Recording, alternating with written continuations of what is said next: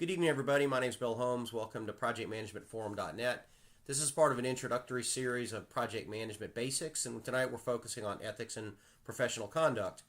In our last session, we gave a little bit of an overview about ethics. PMI believes that, first of all, ethics applies to individuals, not companies. So when we go through the four values that PMI has, remember that these apply to people, not companies. You cannot have an ethical company. A company is a legal construct that has, in many instances, people within it, though not always.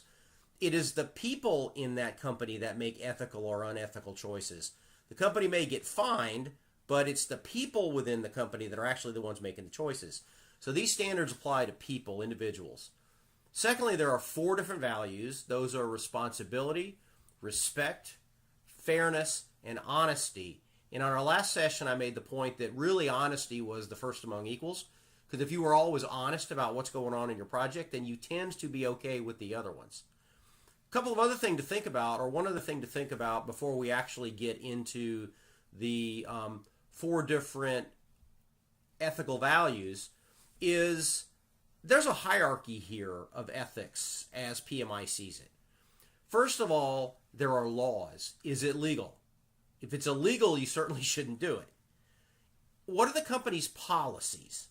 And then finally, what are the ethical standards that you're applying to the decision? And so PMI would have this hierarchy, and they would say, is what you're being asked to do legal? Is it in alignment with your company's policies? And then you look at those two and you say, does this align with the PMI ethical standards? The PMI ethical standards can actually trump, because a company can have some policies in place which are contrary to the PMI ethical standards. And something being legal is kind of a low bar. Just because you can do it doesn't always mean you should do it. So ethical standards, these ethical standards apply to people, not companies.